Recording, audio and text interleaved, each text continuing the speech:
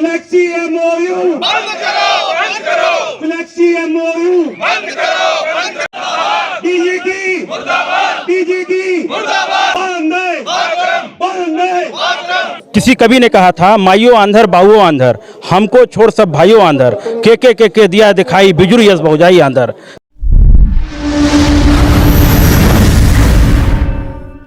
नमस्कार, आप देख रहे हैं नवयुग टीवी और मैं हूं आपके साथ अभिनव कुमार। अभी हम दिल्ली के जंतर मंतर पर मौजूद हैं। आप हमारे पीछे जो भीड़ देख रहे हैं, ये तमाम लोग आईटीआई के खिलाफ जो निजीकरण हो रहा उसके खिलाफ यहाँ पे दिल्ली के जंतर मंतर पर मौजूद है। आपको बता दें कि ये जितने भी लोग हैं ये भारत के विभिन्न हिस्से से आए हुए लोग हैं। तो सीधे आइए इनसे बातचीत करते हैं और जानने की कोशिश करते हैं इनका क्या मांग है, किस मांग को लेके आए हैं। हम लोग यहाँ पे पूरे भारतवर्ष से हर राज्य के संगठन से आप किस राज्य से हैं? मैं मध्य प्रदेश से आया हुआ हूँ। यहाँ हमारी समस्याएं बहुत ज़्यादा हैं। समस्या सबसे बड़ी समस्या ये है कि जो हम लोग एक कॉलेज खोलते हैं आईटीआई कॉलेज, तो नियम और कायदे के अनुसार जब उसको खोला जाता है तो 50 लाख से 80 लाख तक का खर्चा एक कॉलेज पे बैठता है।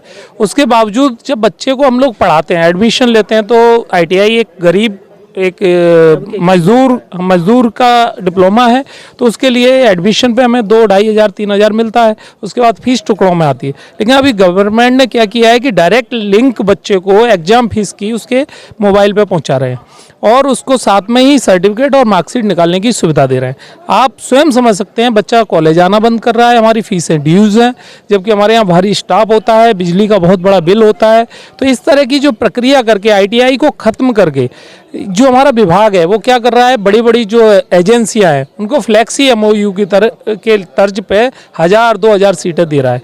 इससे हम सबके कॉलेजों को बंद होने का टाइम आ रहा है, तो हम लोग इसीलिए एकत्रित हुए। इसमें जैसे मध्य प्रदेश से हमारे मनीष चौरसिया जी हैं, टोटल ब्लाइंड है, कॉलेज संचालक हैं, लेकिन फिर भी वो यहाँ उपस्थित हैं। हमारी बहनें भी आई हुई हैं, हमारे सीपी सिंह जी जो हैं यूपी गोरखपुर से हैं, झारखंड से सर हैं, उड़ीसा से नायक जी हैं। मतलब हम लोग यहाँ विभिन्न राज्यों से हैं, करीब 12-15 राज्यों से यहाँ पे हैं।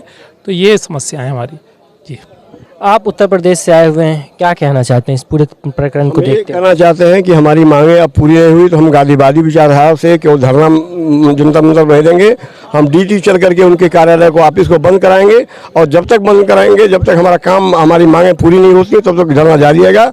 चाहे हमको गोली खाना पड़े, चाहे हमको मरना पड़े, तो जब तक हमारा काम नहीं होगा हम वहाँ से हटने वाले नहीं है। ये हम कहने आए हैं और तब तक जारी रहेगा धरना जब तक हमारी मांगे पूरी नहीं होंगी। आप राजस्थान से आए हुए हैं, इस पूरे प्रकरण को लेकर दिल्ली के जंतर मंतर पर लगातार धरना प्रदर्शन कर रहे हैं, क्या कहना चाहते हैं सरकार से? अब यही सरकार से कहना चाहते हैं कि सारी जो सुविधाएं हैं आपके एडमिशन से लेकर के और प्रैक्टिकल एग्ज़ाम के प्रवेश पत्र और मार्कशीट तक निकालने की सुविधाएं बच्चे के हाथ में दे दी गई हैं, तो बच्चा कॉलेज आना बंद कर देता है और एक अच्छा स्किल तैयार नहीं हो पाता। भारत को एक अच्छा स्किल नवयुवक नहीं मिल पाता, तो आगे देश का भविष्य किस स्थिति में होगा उसकी चिंता में है। इसलिए हम सरकार को चेताने आए हैं कि कुछ जो निश्चित चीज़ें हैं वो आईटीआई संचालकों के पास ही सुरक्षित अधिकार से रहनी चाहिए जो पहले थी।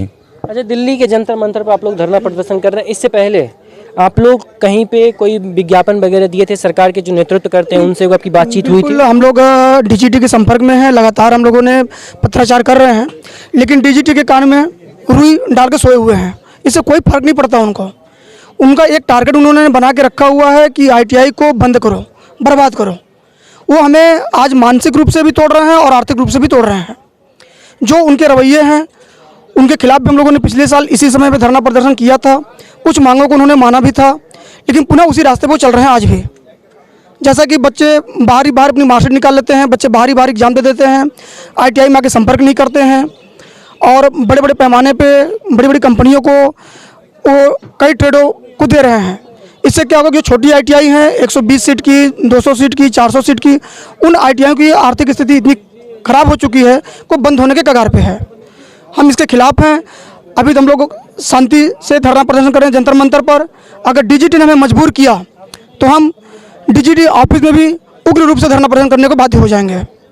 आप महिला होने के नाते दिल्ली के जंतर मंतर पर चल के आई हैं, बहुत सारी समस्याओं का सामना करना पड़ा होगा यहाँ तक पहुँचने के लिए, क्या कहना चाहते हैं? सरकार, अंधी सरकार और बहरी सरकार रुका हुआ है और रिजल्ट आए हमारे स्टूडेंट। किस रिजल्ट की बात? आईटीआई का रिजल्ट।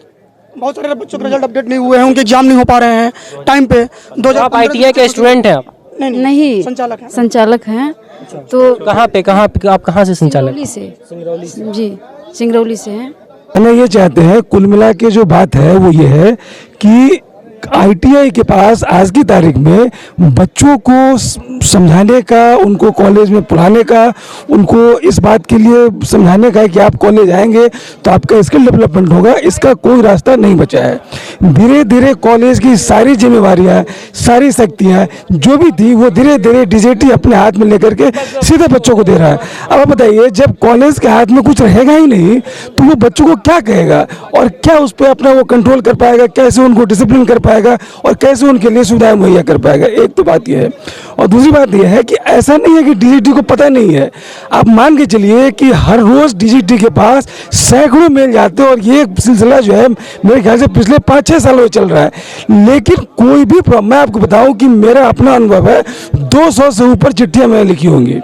बीच में जो इनके प्रोग्राम आते हैं ऐसा लगता है जैसे हम लोग कोई है ही नहीं, ऊपर से जबरदस्ती बिना सोचे समझे, बिना किसी का फीडबैक लिए, बिना किसी मंत्रणा के, बिना किसी सुविधा के किसी ने कह दिया, किसी ने सुन लिया। जो नीतियाँ जो भी बनती है कुल मिला के उसका प्रभाव ये होता है कि बच्चे ये समझता है कि अब कॉलेज जाने की कोई ज़रूरत हम लोगों को नहीं है।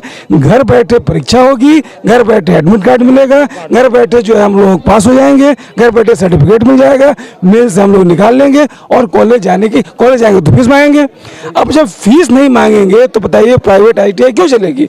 इससे तो अच्छा है कि सरकार घोषणा करे कि भाई हम प्राइवेट में आईटीआई नहीं चलाना चाहते हैं, हम बंद कर देंगे, हमें कोई दिक्कत नहीं है, हम बिल्कुल मिलने को तैयार हैं। लेकिन जब हमारे हाथ में ही कुछ नहीं है, अच्छा जितने नियम कानून है उसे प्राइवेट आईटीआई के लिए है। सरकारी आईटीआई में आप चले जाइए, आपको झाड़ू ठीक से नहीं लगती है। वहाँ पे नोडल आईटीआई वहाँ के 3-3 महीने तक मार्कशीट नहीं अपलोड कर पाते हैं।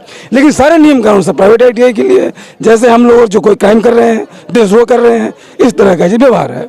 अच्छा जो बड़े आईटीआई हैं उनकी तो सेटिंग है जी, मंत्री तक सेटिंग है, हमें मालूम है, वो सारा काम उनका हो रहा है। और जो छोटे छोटे हैं, आपके माध्यम से हम लोग अपना संदेश देना चाहते हैं, और जब अस्तित्व का संकट आएगा तो वो छोटा हो बड़ा हो लड़ेगा ही लड़ेगा, और जो होगा देखा जाएगा। फिर यही बात है। धन्यवाद। सांकेतिक है, इसके बाद अगर नहीं सुनवाई होती है तो हम लोग देशव्यापी बहुत बड़ा आंदोलन करेंगे। राजस्थान से हूँ। सबसे बड़ी बात यह है कि आईटीआई पे एक्सपेरिमेंट हो रहे हैं। 2014 तक 2 साल का था, 2 साल से एग्ज़ाम होती थी, फिर 1 साल का मतलब सेमेस्टर कर दिया, उसके बाद में ईयरली कर दिया। अब 2016, 17, 18 वाले जो भी बच्चे हैं उनके आज तक एग्ज़ाम नहीं हुए, तो ये आईटीआई नहीं आईआईटी हो गई। मतलब इसमें 5-5 साल हो गए बच्चों को, उसके बाद में भी आज तक कोई बच्चे पास नहीं हुए, यानी उनके एग्ज़ाम ही नहीं हुए। अब सरकार को भी ये नहीं पता किन लड़कों की एग्ज़ाम करवा दी और किन की नहीं करवाई। बहुत बड़ी समस्या है ये, और गवर्नमेंट जॉब कोई निकालती नहीं है। सरकार कोई भी कंपनी, प्राइवेट कंपनी में अगर लड़कों को लगाते हैं तो 6 महीने 5 महीने बाद में वो फ्री कर देते हैं, और दूसरी बार उनको लेते नहीं है। ये भी रोज़गार की बहुत बड़ी समस्या है। ब्लाइंड होने के नाते, ब्लाइंड होने के बावजूद ये यहाँ से चल के दिल्ली के जंतर मंतर पे पहुंचे हैं, इनसे बातचीत करते, क्या कहना चाहते हैं ब्लाइंड होने? मैं मनीष चौरसिया सिंगरौली से श्री साईं जी प्राइवेट आईटीआई से हूँ। मैं धर्मेंद्र प्रधान जी से बड़ी उम्मीदें थी मुझे, लेकिन धर्मेंद्र प्रधान जी के उसमें मेरे को एक चीज़ कहना है केवल कि एक किसी कवि ने कहा था, माइयो आंधर बाहुओ आंधर, हमको छोड़ सब भाइयों आंधर, के दिया दिखाई बिजुर यस भौजाई आंधर। तो धर्मेंद्र प्रधान जी भी अंधे हो गए हैं कि हम लोगों का समस्या नहीं सुन पा रहे हैं या हमारी आवाज़ नहीं दबा दी जा रही है। मैं यही कहना चाहता हूं सर। धन्यवाद। तो आपने देखा इन लोगों का साफ तौर पे कहना है, अगर इस धरना प्रदर्शन से सरकार हमारी बात नहीं मानती है तो हम देशव्यापी धरना प्रदर्शन करने जाएंगे और पूरे देश में लगातार धरना प्रदर्शन करेंगे। तो फिलहाल के लिए इतना ही, बाकी की तमाम खबरों के लिए देखते रहे नवयुग टीवी। धन्यवाद।